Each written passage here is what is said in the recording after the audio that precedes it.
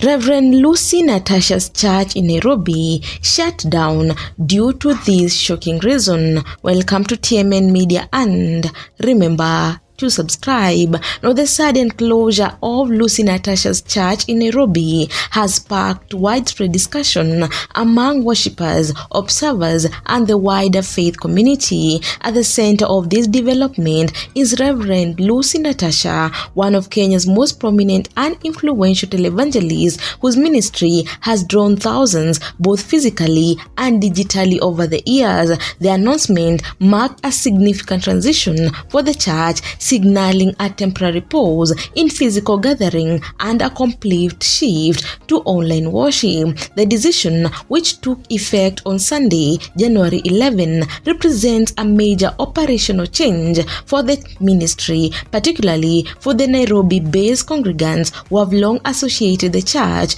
with its well-known worship venue at Biashara Plaza rooftop. For years, this location served as a spiritual home for followers seeking weekly services, worship, and for prophetic teaching. With the closure now in effect, all in-person services have been suspended indefinitely and church activities have moved entirely to digital platforms. At the heart of the move are challenges linked to the church physical venue. While specific details surrounding these challenges were not made public, the leadership indicated the circumstances made it impossible to continue hosting congregational gathering at the location. This lack of detailed explanation has fueled curiosity, speculation, and debate across social media, particularly given the church visibility and stature of its founder. Despite the abrupt nature of the transition, the ministry emphasized continuity rather than disruption.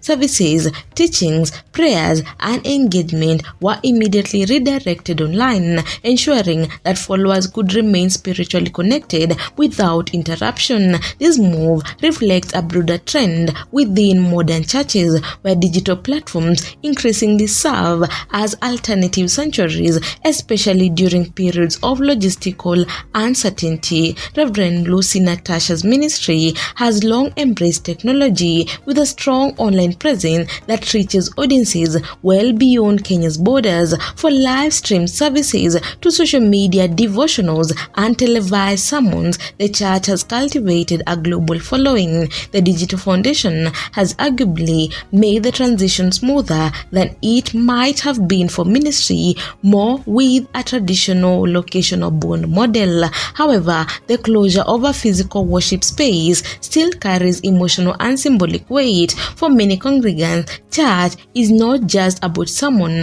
but also about physical fellowship, shared worship experiences, and a sense of belonging rooted in a specific place. The Nairobi venue has become a landmark for the ministry, hosting not only regular services but also special prayers, conferences, and milestone celebration. Its closure, even temporarily, represents the end of a chapter. The leadership framed the move as part of a broader journey towards securing a permanent, purpose-built worship space. Rather than viewing the closure as a setback, the ministry positioned it as a transitional phase guided by faith and long-term vision. Followers were encouraged to remain prayerful and supportive as the church navigates this period of change and seeks a more stable and suitable location for future physical gathering. This development also highlights the growing challenges faced by urban churches in major cities like Nairobi. Rising rental costs,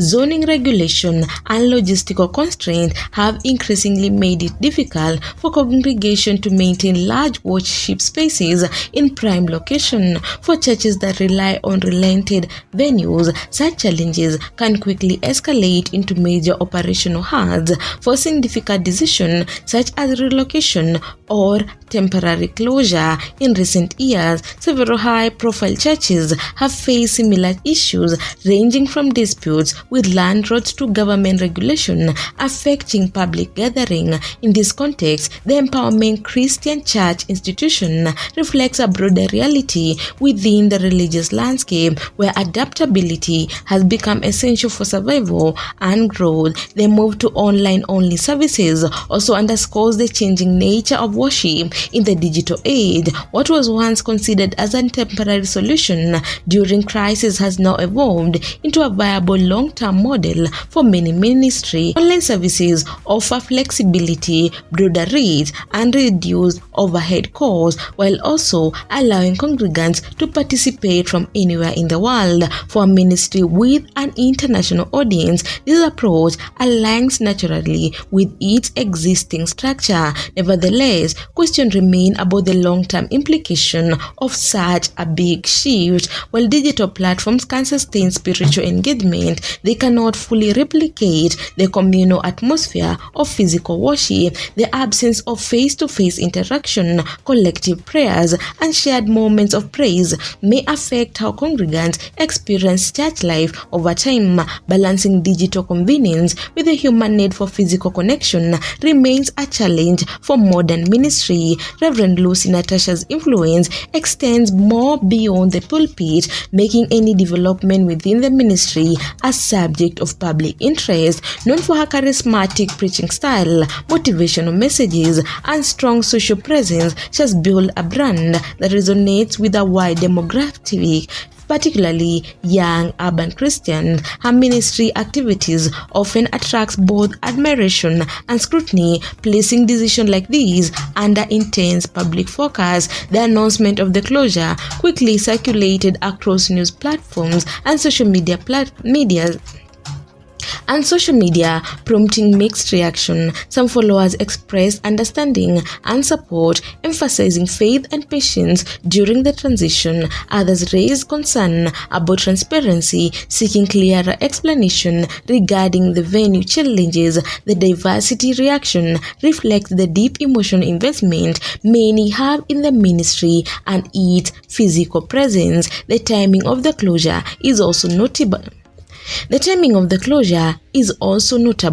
Coming at the beginning of the year, a period often associated with new beginnings and spiritual resolution. The shift may shift how congregants approach their faith journey in months ahead. For some, it may reinforce the idea that church is not confined to a building, but exists where believers gather, even if virtually. For now, the Empowerment Christian Church remains firmly anchored online, with followers encouraged to stay connected through digital platforms. Services continue to be streamed, prayers conducted, and teaching shared, maintaining the rhythm of church life. Despite the absence of a physical venue, the ministry's ability to sustain engagement during this period may ultimately determine how successful its transition to the next phase. In the meantime, the story of Lucy NATASHA's Nairobi church closure serves as a reflection of the evolving relationship between faith, space, and technology.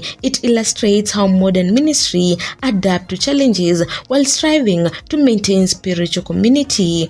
For now, followers and observers alike, it is a reminder that while building may close, the essence of worship, community, and beliefs continue to find new ways.